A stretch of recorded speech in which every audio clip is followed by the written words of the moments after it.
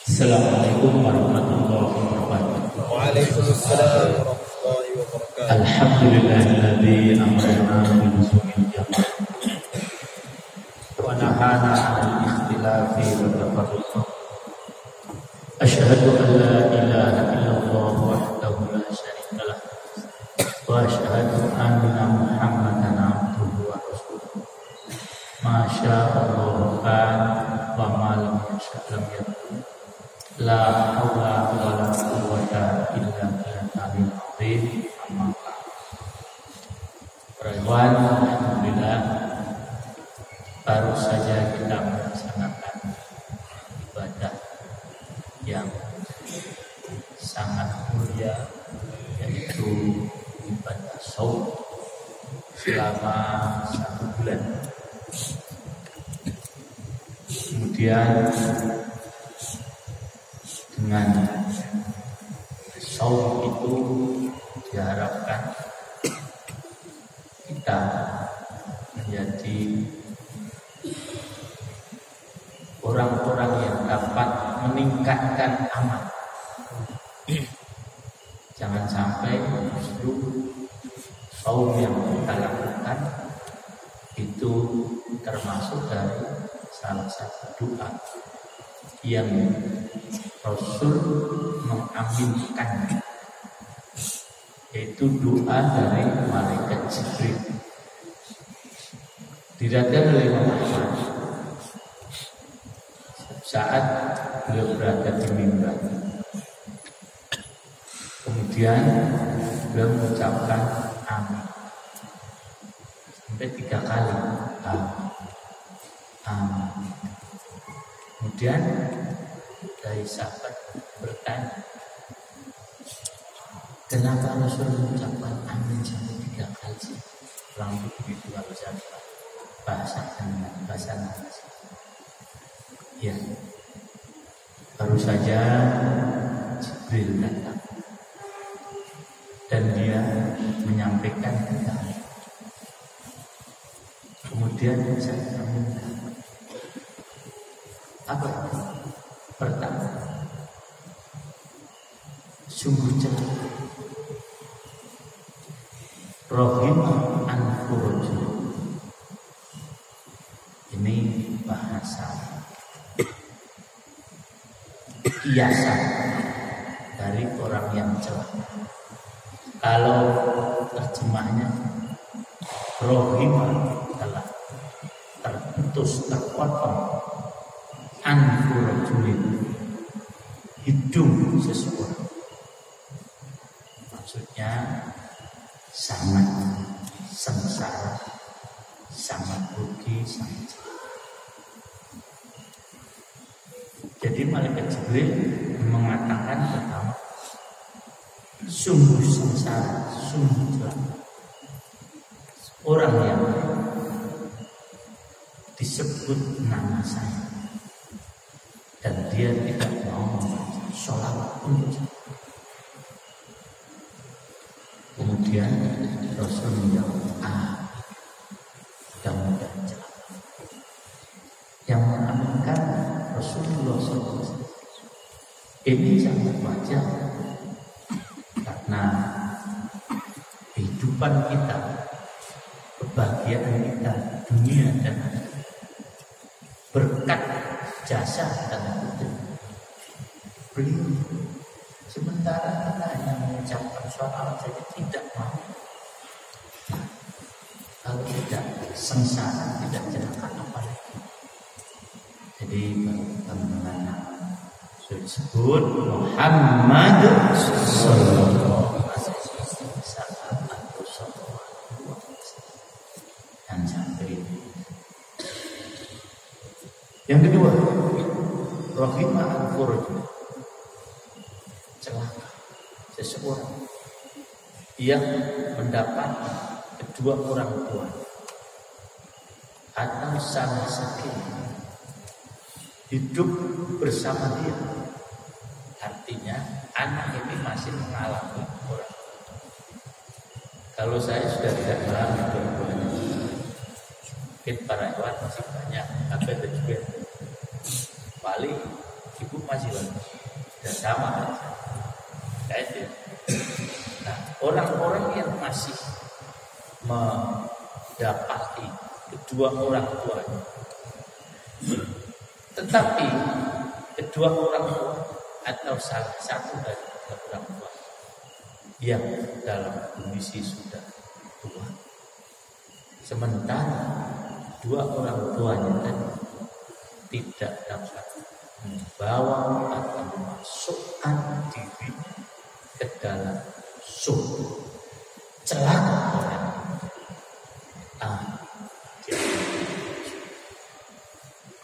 Artinya apa? Di sini disyaratkan supaya kita ini berbakti kepada kedua orang, terutama sekali orang tua yang sudah tua.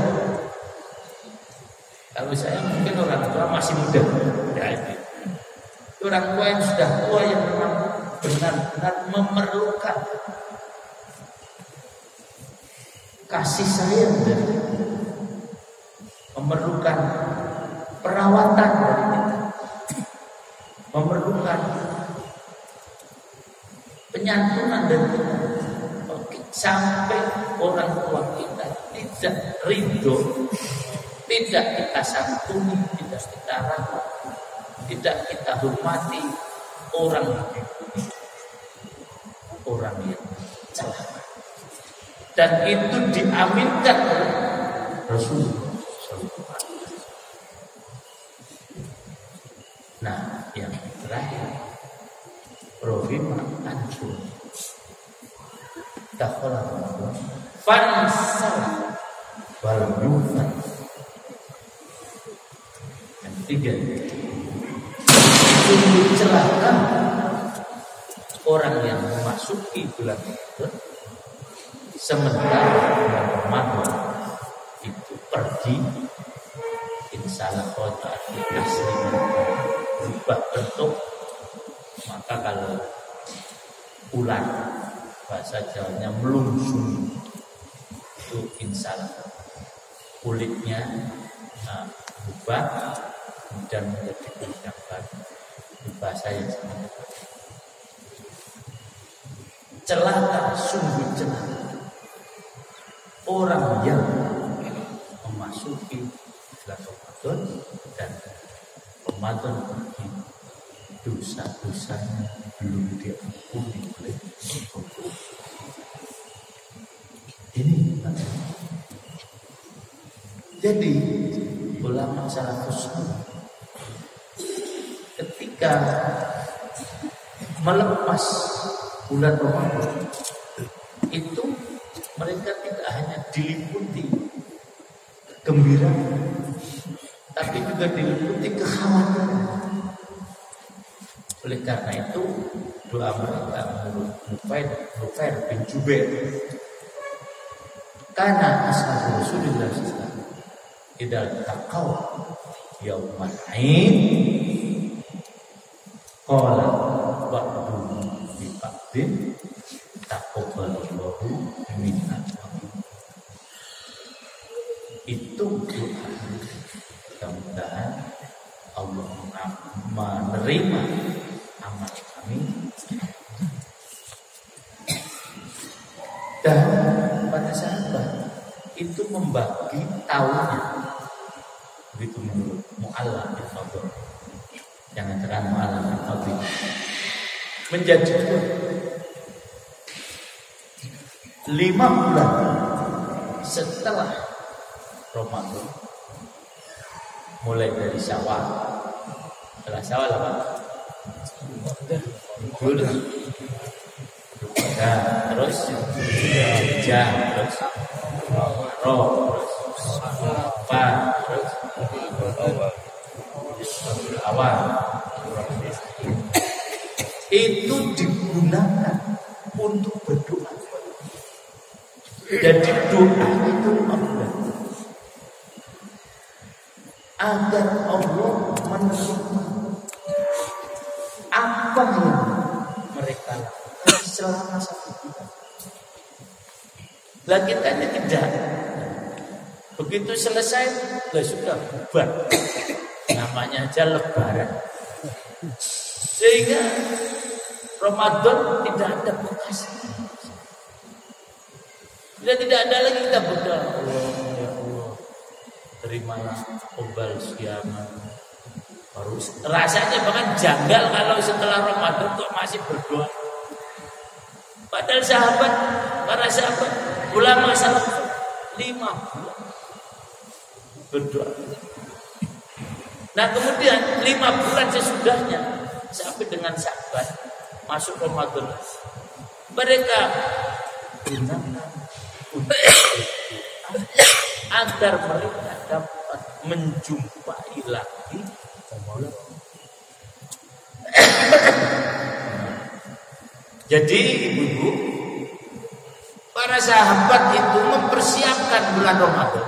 Datangnya bulan Ramadan berapa hari? 5 bulan, bukan harian. Kadang-kadang kita nggak tahu loh, sudah Ramadan ya, sudah malam itu. Ini tanda kalau nggak ada persiapan. Oleh karena itu, mari kita gunakan hari-hari dan seterusnya, agar kita terus dapat merasakan atmosfer Ramadan, sehingga tidak hilang begitu saja. Nah untuk itu mari kita coba ayat di firman Allah dalam surah Al-Insyirah. Walaupun secara tidak langsung, walaupun secara langsung tidak ada hubungannya dengan bulan Ramadan, tetapi isinya dapat kita kaitkan dengan bulan Ramadan, terutama ayat yang ke-7 dan ke-8. Hanya mungkin sampai jam 9 nanti ya, kita coba ayat surah. Allah di surah yang ke-10 ya, yang turun setelah surah Al-Asri, sebelum surah Wahyu yang ke-10. Nah coba kita baca bersama-sama ya. Imam A'udzu billahi minasy syaithanir rajim. A'udzu billahi minasy syaithanir rajim. Bismillahirrahmanirrahim. Bismillahirrahmanirrahim. Alam nashrah laka sadrak. Alam nashrah laka sadrak. Wa wada'na 'anka wizrak. Wa wada'na 'anka wizrak. Alladhi anqadha dhahrak. Alladhi anqadha dhahrak. Wa rafa'na laka dhikrak. Wa rafa'na laka dhikrak. Fa inna ma'al 'usri yusra. Fa inna ma'al 'usri yusra. Inna ma'al 'usri yusra. Inna ma'al 'usri yusra. Fa idza faragta fansab. Fa idza faragta fansab. Wa ila rabbika farghab. Wa ila rabbika farghab. Surah ini namanya 3, tapi diambil dari ayat pertama. Ada yang mengatakan surah Alam Nashrah. Tuh. Ada yang mengatakan surah Asy-Syarh. Ada yang mengatakan surah Al-Insyirah. Ini 3. Yang berasal dari kata syarh. Syarh itu artinya lapang atau luas. istilah syarah. Fathul Bari syarah Sahih Bukhari. Misalnya seperti Aunul Ma'bud syarah Abu Dawud. Subulus Salam syarah Bulughul Maram. Jadi para ulama kalau membuat kitab bahasanya juga indah, hampir semuanya bersaja. Ya. Nah, jadi syarat itu artinya luas dan lapang. Surah ini secara tekstual, lafdiyah memang ditujukan kepada Rasulullah SAW. Tapi para ulama sepakat ini maksudnya untuk semua orang. Karena memang seperti yang tadi saya sampaikan di pertemuan pada saat itu, ada syariat-syariat yang khusus untuk beliau, tapi tidak untuk umatnya. Hanya kebanyakan syariat ini untuk beliau dan untuk umat. Nah, surah ini untuk beliau dan untuk umat. Apabila manusia menginginkan kebahagiaan,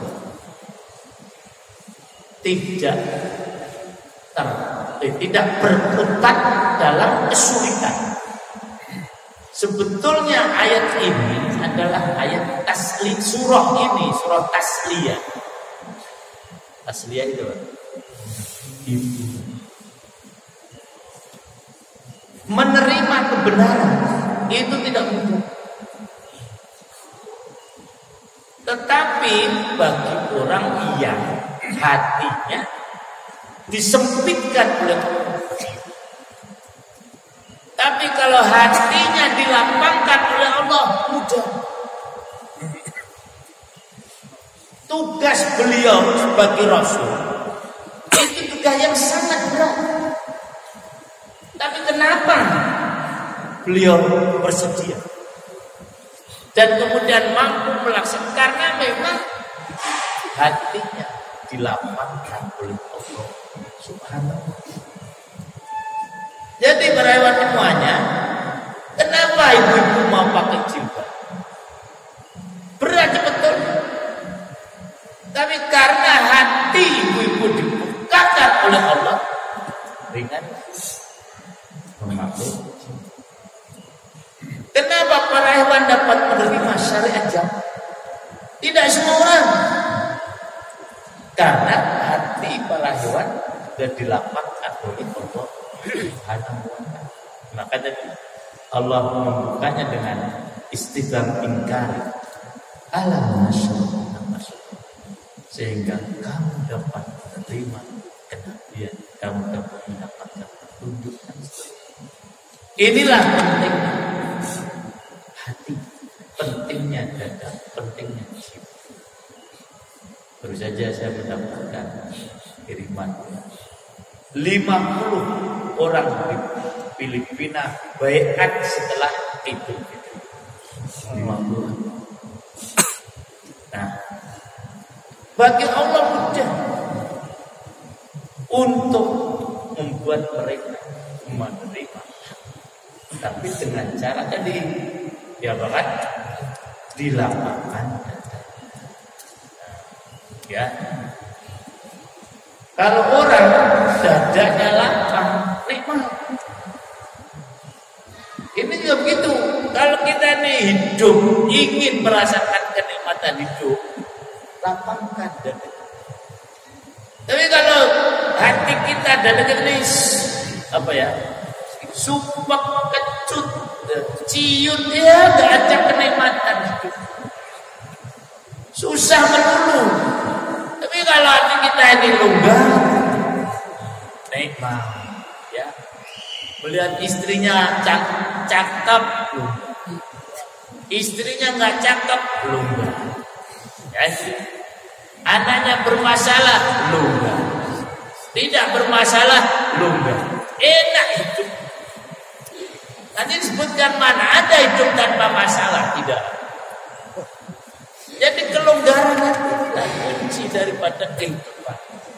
Nah, yang dapat meluaskan hati, melapangkan dada adalah Allah. Alam nasroh laka sadrak.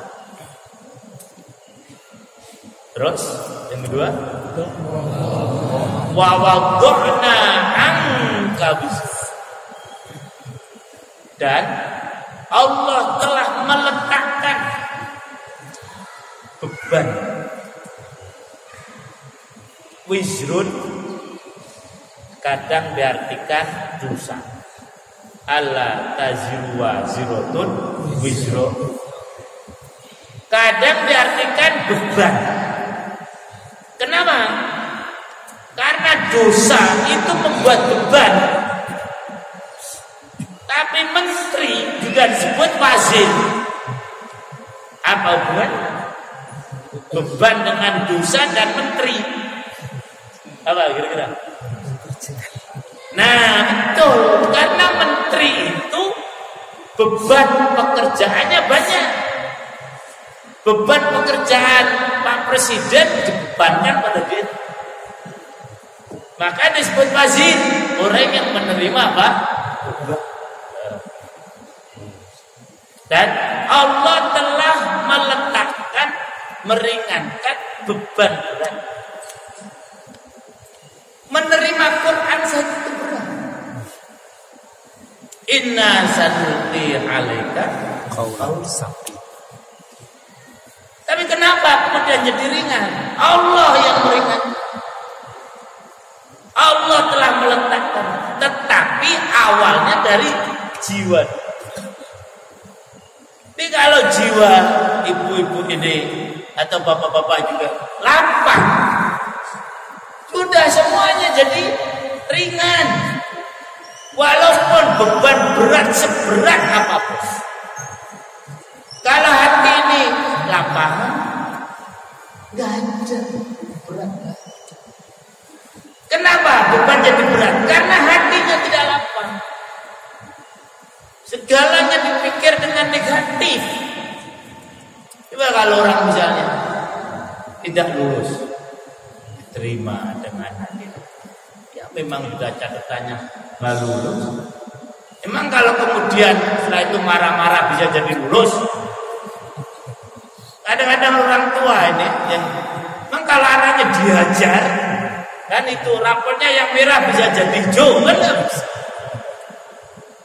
Karena orang tua tadi artinya tidak lapang. Itu.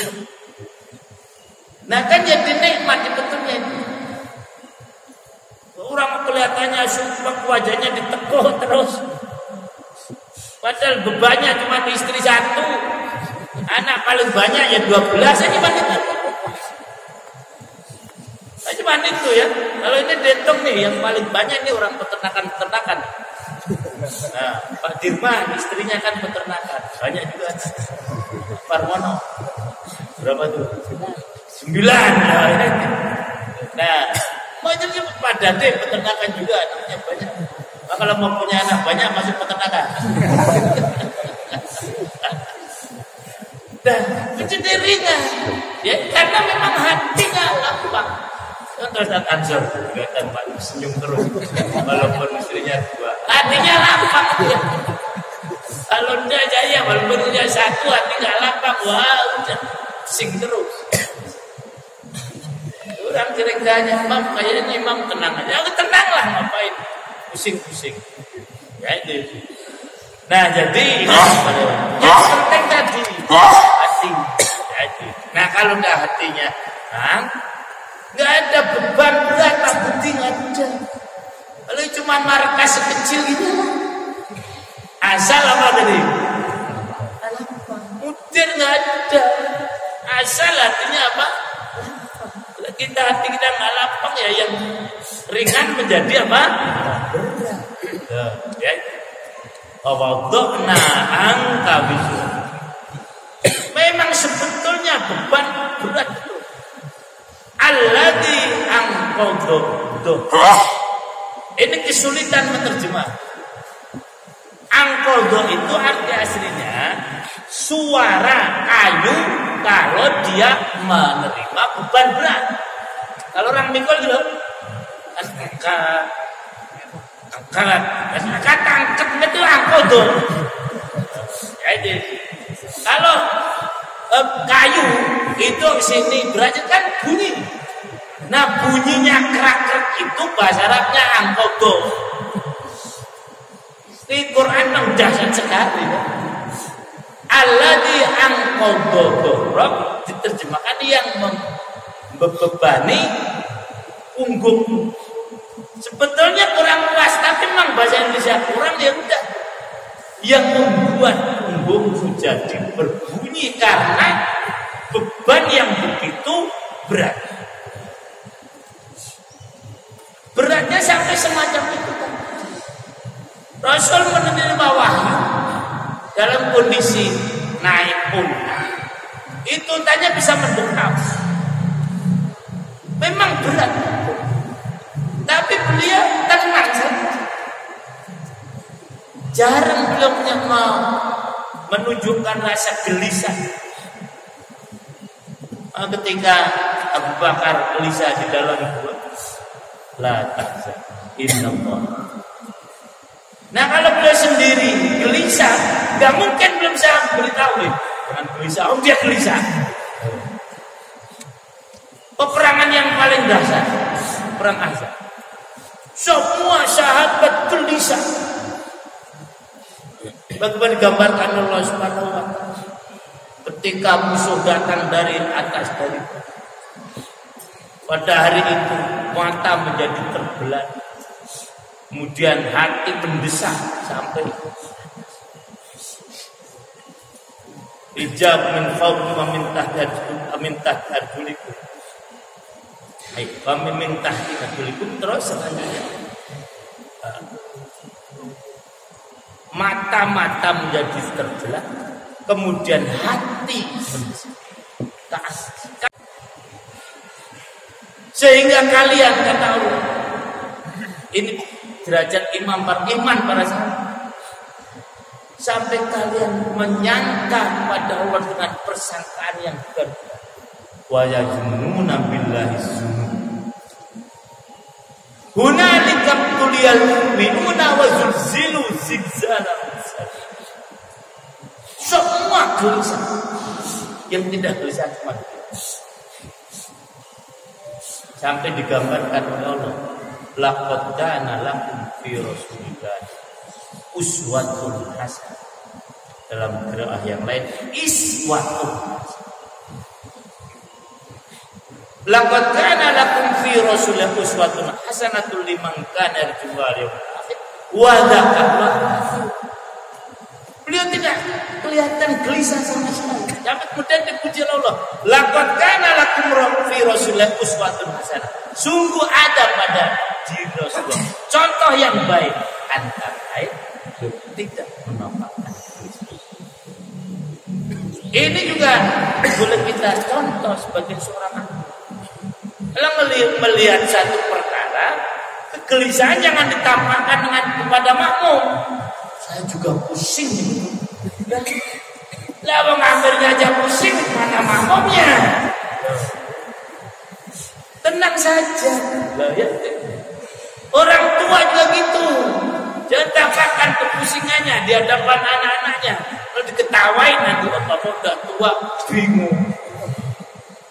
Macam suami pusing jangan tampakkan pada istrinya jangan. Nah, itu. Udah tenang saja. Nah itu tadi Rasulullah. Nah jadi itulah sekali lagi memang beban berat. Tapi semuanya jadi karena mulanya dari alam nasrah laka di alladzi angqadha. Kalau 3 tahapan tadi sudah dilalui, akan dirasakan warofa'na laka dzikra. Artinya apa? Untuk naik itu mesti ngalami proses. Mesti harus merasakan dulu bagaimana beratnya kehidupan. Kalau tidak nggak bisa warofa'na, nggak bisa. Warofa'na laka dzikra. Dan kami telah meninggikan sebutan. Tidak ada orang yang namanya lebih sering disebut bersama Allah selain nama Muhammad sallallahu. Apalnya 5 kali sehari aja orang menyebut nama beliau bersama-sama dengan nama. Tinggikan derajat sebutannya. Dan itu terus sampai pun beliau sudah meninggal, tetap beliau dalam derajat yang paling tinggi. Musuh-musuhnya tetap mengakui tidak bisa menjatuhkan Rasulullah. Karena memang proses untuk menuju ke atas sudah dilakukan melalui berbagai macam beban. Nah, muhajirun pun begitu. Ini sudah melalui proses yang lama sehingga kita lihat inilah fitrah. Kalau dulu tidak berat nggak akan terjadi semacam itu. Maka hayati hewan-hewan atau anak-anak subhan manfaat yang satu. Ini proses yang cukup lama, yang semuanya mengalami beban yang berat. Hanya orang-orang yang awam hatinya dilapangkan oleh Allah. Kalau tidak dilapangkan oleh Allah, semua pergi semua, ini mungkin jadi kampung kayak gitu. Alhamdulillah orang-orang yang hatinya dilapangkan melihat tantangan optimis. Walaupun mungkin sekarang nikmat diceritakan, dulu kita bayangkan bagaimana. Ya. Saya datang kemarin sudah enak aja. Ya ini belum seberapa. 90 kita. Sebelumnya masalah. Nah, jadi inilah proses kehidupan. Kalau ingin ditinggikan derajatnya oleh Allah, ya tadi mampu, harus mau menghadapi beban. Arfa'na lakum. Nah, selanjutnya, fa inna ma'al usri yusra, inna ma'al usri. Bahasa Arab itu dohir, asli itu dohir. Ya, hir. Ngantuk nggak? Enggak lah, maksudnya mau. Ya. Bahasa Arabnya kesulitan itu banyak. Tetapi dari bahasa yang sulit tadi, sokbun kan sulit. Apalagi selain sokbun, muskilah kesulitan. Tetapi kalau sudah usr itu puncak dari kesulitan. Nah, macam asli usr aslinya itu rasa sakit atau kesulitan ketika ibu akan melahirkan bayinya, itu usr bahasa Arab. Rasakan nggak Pak? Ya kan? Tanya ibu-ibu. Ya. Yang paling sakit, paling sulit dia itu. Nah, tetapi alhamdulillah ada yang kecanduan. Itulah usr, puncak kesulitan. Kenapa udah dimainkan kata soal muskilah dan sebagainya. Nah, karena memang kehidupan semacam. Tetapi ayat ini kembali tadi seperti wali ini hiburan. Fa inna ma'al usri yusra. Inna ma'al usri yusra. Pertama dilihat ini usrinya itu ma'rifat, yusronya nakirah. Kalau dalam bahasa Arab antara ma'rifat dengan nakirah luas mana?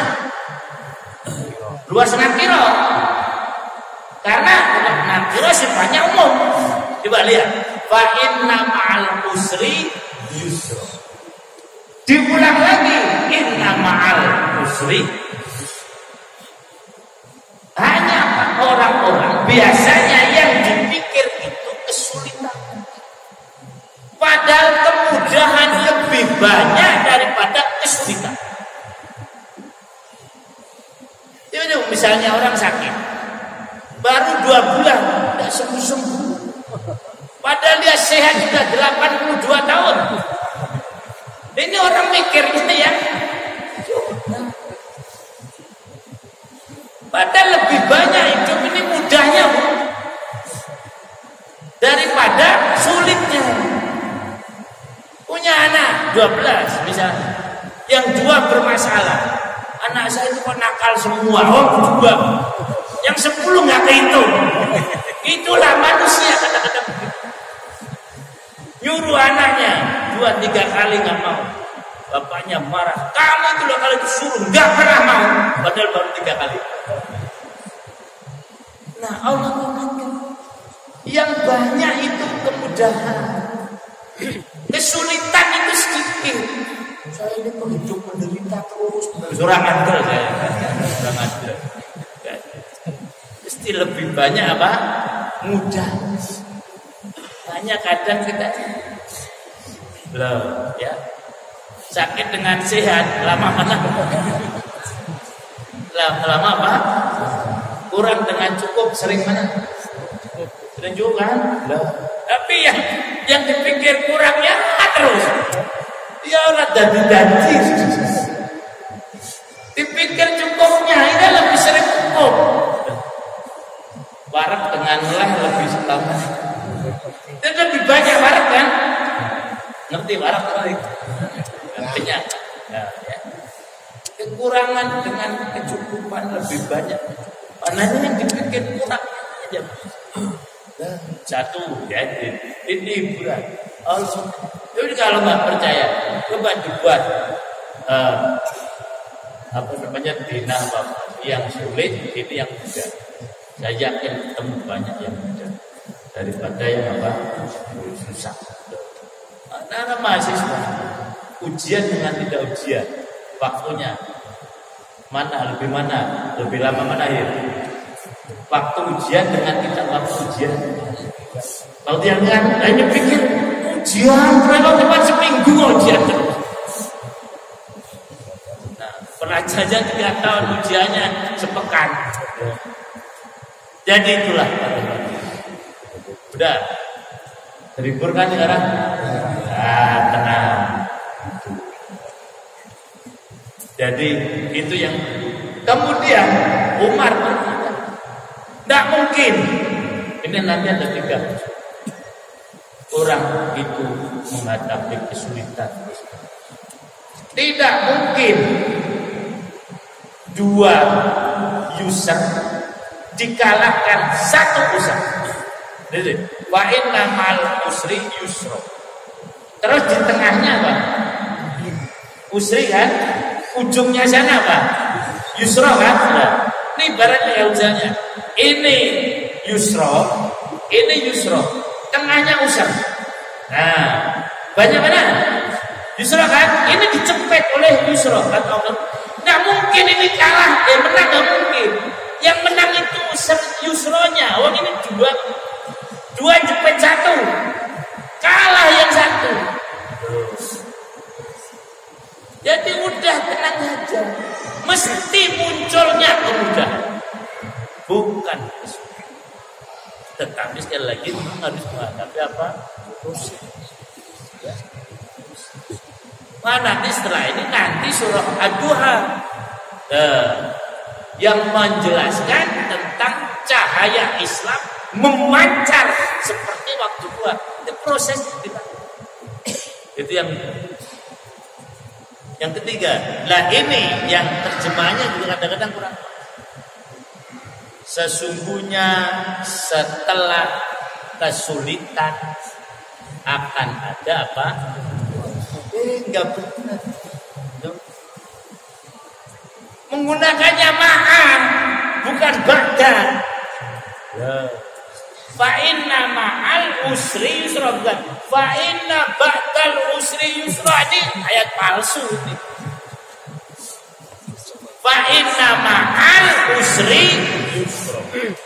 Inna ma'al usri yusra. Artinya apa? Bersama kesulitan. Bersama itu ada apa? Bukan setelah kesulitan baru datang kemudahan. Nah begitu kalimatnya, walaupun ada tafsir yang tafsirnya macam-macam. Jadi setiap kesulitan mesti mengandung. Ya tadi contoh ibu yang hamil selama 9 bulan. Memang di situ ada kesulitan, tetapi di situ juga ada kemudahan. Nah, makanya mau lagi ini udah pernah menteng jadi lagi. Nah jadi itu pertanyaan. Jadi Masya Allah, tidak ada yang sulit tok tapi mudah tok juga tidak ada. Namanya bukan kehidupan. Di neraka nanti baru itu sulit tok, nggak ada mudah. Di surga juga mudah tok, nggak ada kesulitan nanti. Jadi kalau hidup ya semacam setiap kesulitan mesti mengandung apa? Tidak. Ini soal ketentuan dari Allah Subhanahu. Tapi kenapa yang kita pikir ini apa? Sulitnya saja. Datang ke imam saya ini. Ya itu. Tapi kalau waktu muda nggak pernah datang. Nah, ya. Banyak utang datang. Kalau lagi hasil turun, harga tembakau, harga karet turun. Tapi kalau harga karet naik, nggak pernah ngomong ya main. Nah, jadi Allah ingatkan, wah muda, gak jualan selama setahun. Dulu waktu 10 tahun jualan laris, nggak tahu ngomong imam. Dah peringatan dari Allah. Yang jadi unsur tiga tadi. Pertama, usrinya itu ma'rifat, yusronya apa? Yang kedua, usrinya dicepit oleh apa? Yusro. Kemudian yang ketiga, maaf. Para sahabat tenang gitu. Walaupun mengalami berbagai macam kesulitan biasa. Nah, jadi itulah sebenarnya ayat. Mungkin lebih tepat dengan kondisi sekarang. Fa'idha farogta maksud. Farogo itu arti aslinya kosong. Saya nggak berani minumnya. Mau contoh aja. Jadi ini asalnya kan ada isinya. Kalau ini tak minum habis, itu farog. Berarti kosong. Baik secara materi maupun. Dan jadilah fu'adu ummi Musa farik.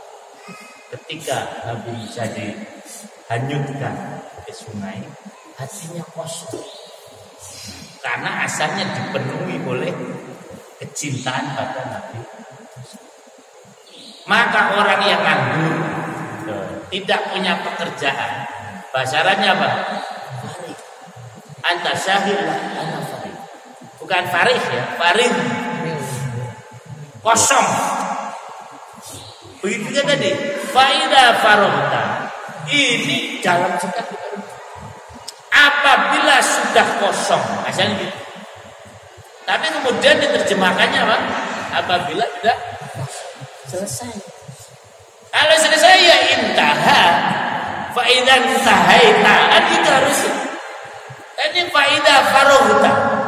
Kalau engkau sudah kosong. Kenapa kosong? Sudah dikerjakan semua.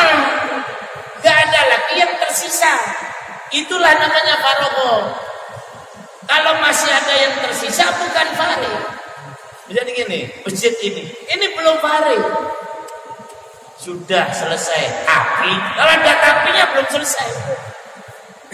Kamu udah selesai kuliahnya. Sudah mah, tapi kurang skripsi. Ya belum. Nah, ini paling krusial kan di sini. Lah ya ini. Mata kuliah udah habis semua, Mam. Nah, ya ini. Kompres sudah, tinggal skripsi belum selesai. Ya itu. Sudah skripsi tapi belum perbaikan, belum selesai. Jadi faring itu semacam itu. Fa'idha farogta, ketika sudah kosong, selesai. Seperti kita sudah selesai melaksanakan saum Ramadan ini, selesai sudah. Kan nggak ada puasa lagi. Atau jadinya kita puasa 6 hari kan? Ada yang belum, bilang itu. Besok ini sudah tanggal 26 kan? Nah segera aja itu ya. Nah jadi tapi itu tidak ada hubungannya dengan masalah Ramadan. Jadi sudah selesai, besok ini sudah selesai. Nah terus kenapa kemudian kita bubar nganggur? Tidak bisa. Langsung Allah mengatakan gunakan fa atau fanso, tidak ada jeda. Jadi gini, aduh istirahat dulu lah. Gak ada orang Islam begitu lah.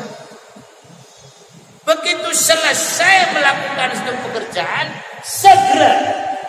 Kenapa diterjemahkan segera?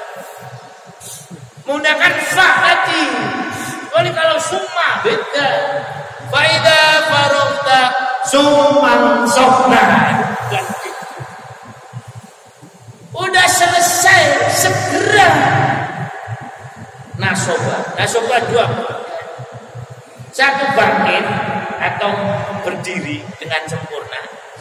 Maka kan bahasa Arabnya menegakkan khilafah, bukan iqamatul tapi nasbul khilafah.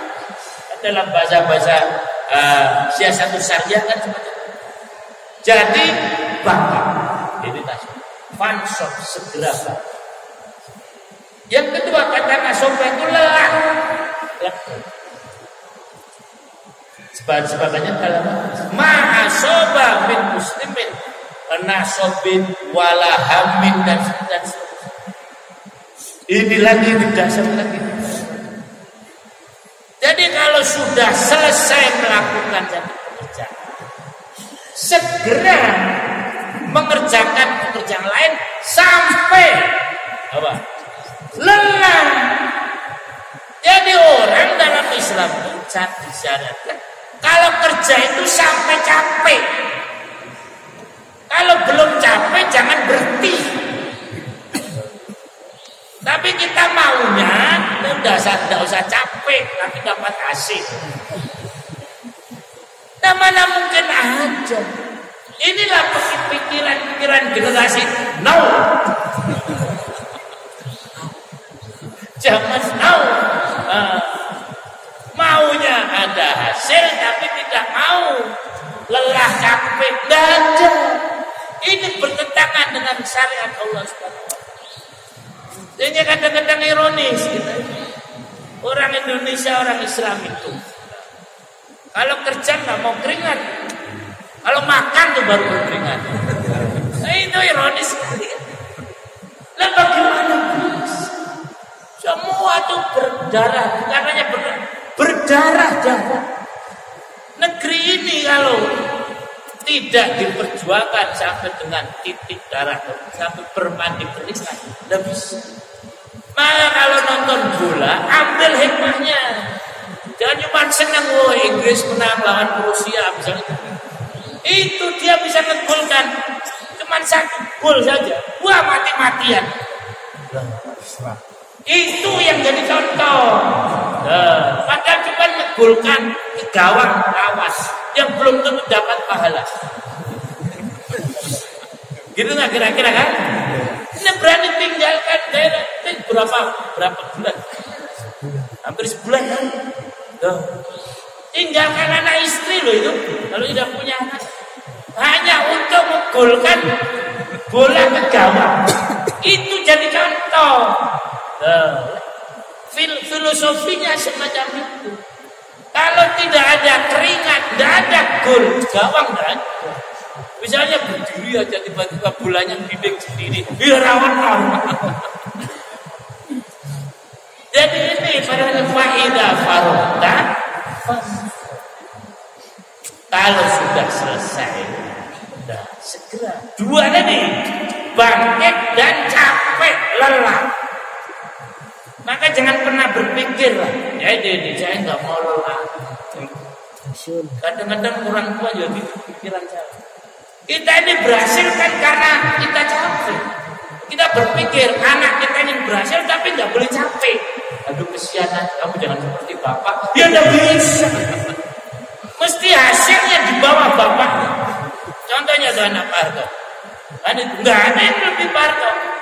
Pak Harto kan mencapai jenderal bintang 5 berdarah-darah. Anaknya nggak sih ngikuti. Nah, jadi inilah karyawan ini fitrah.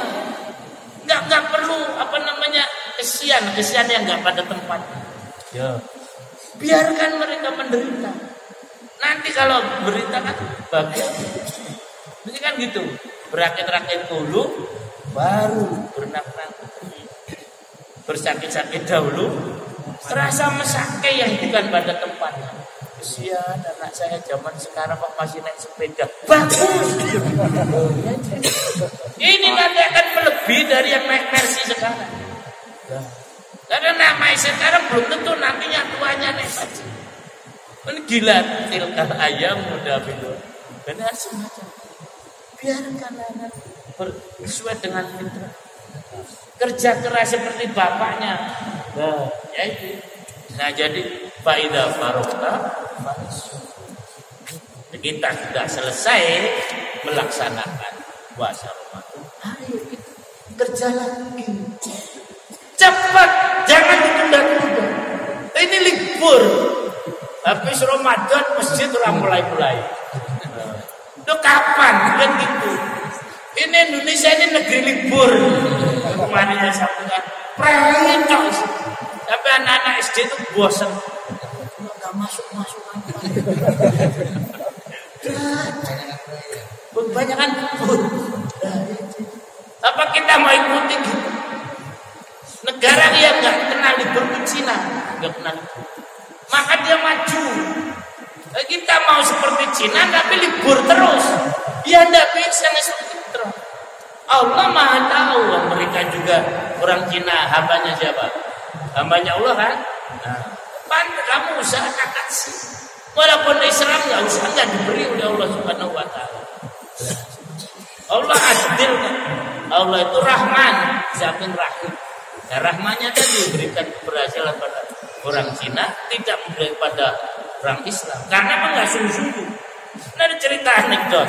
Jadi ada dua bangsa, Arab, Jepang, India. Masuk sebuah kapal yang sangat bagus. Jadi ini.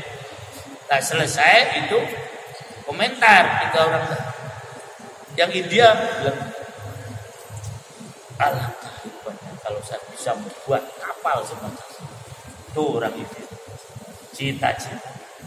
Jepang lain lagi, alangkah bahagianya kalau saya bisa membuat kapal lebih baik dari itu. Yang Arab bilang, alangkah banyak kalau saya bisa tidur di kapal ini. Artinya apa? Dia cuma mikir bagaimana mengkonsumtif. Ini kan cerita ironi gitu. Sebetulnya nggak begitu. Uang dalilnya mansana sunatan hasanatan kok. Sana itu membuat sesuatu yang baru. Maka para ulama dulu inovatif, cipta barang-barang yang baru. Ini yang mandek di antara.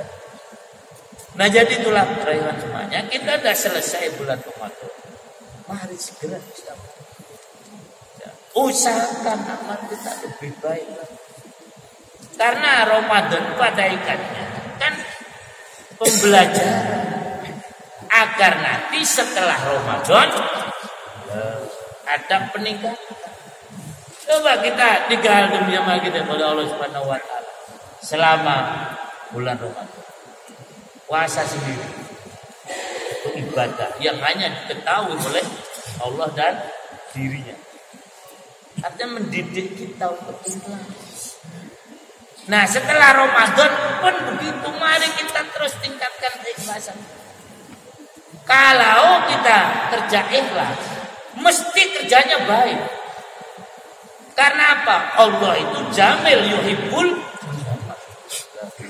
Ada orang kerja ikhlas pun tidak baik, salah, jelas bukan ikhlas. Ikhlas karena Allah dan mesti benar. Karena Allah tidak menerima kecuali yang benar saja. Bekerja tolong sembarangan, yang nggak diterima oleh Allah. Jadi sholat sembarangan, tidak terima oleh Allah. Allah yang penting sah. Ya silakan yang penting sah. Makbul belum tentu. Nah kalau sah bahasa fikih, kalau makbul bahasa hati. Maka yang tidak diterima orang musbilin izarah layak balullah sholat rajulin musbil, karena memang orang tadi sholat tapi hatinya sombong. Ciri orang sombong itu musbil. Padahal sholat itu untuk menghilangkan apa? Sombongan. Maka zikir yang paling banyak kita baca pada waktu sholat adalah apa? Takbir. Lah ini sholat tapi sombong dan diterima.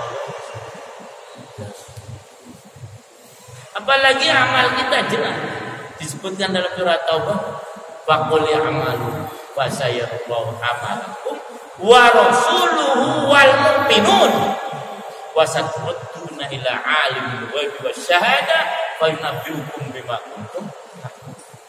Kita kerja, aktivitas kita, hasilnya dilihat oleh Allah. Satu dilihat oleh Allah, dilihat oleh Rasul walaupun bersama. Wal mu'minun, orang beriman. Bahkan ketika menafsirkan ayat ini, Ibnu Katsir menukilkan hadis yang diriwayatkan Abu Dawud atau Yalisi, bukan Abu Dawud ya. Bisa disebutkan bahwasanya amal orang yang itu akan ditampakkan kepada orang yang sudah mati. Misalnya yang saya amal. Nah, kemudian ditampilkan pada ibu dan bapak saya.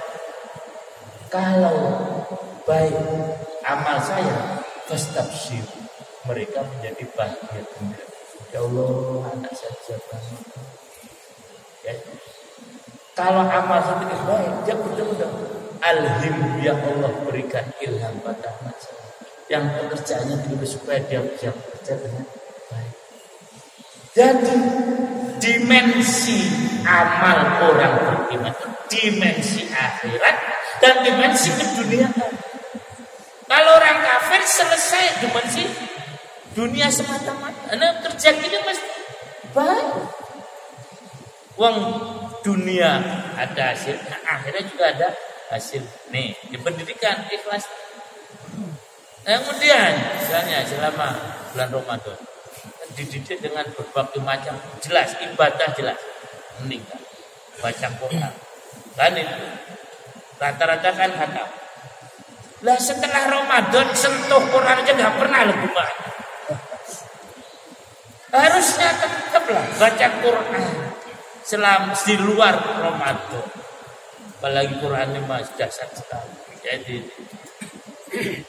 disebutkan dalam Al-Quran, Quran lebih dicintai oleh Allah daripada dunia dan isi. Siapa ingin dialog dengan Allah baca.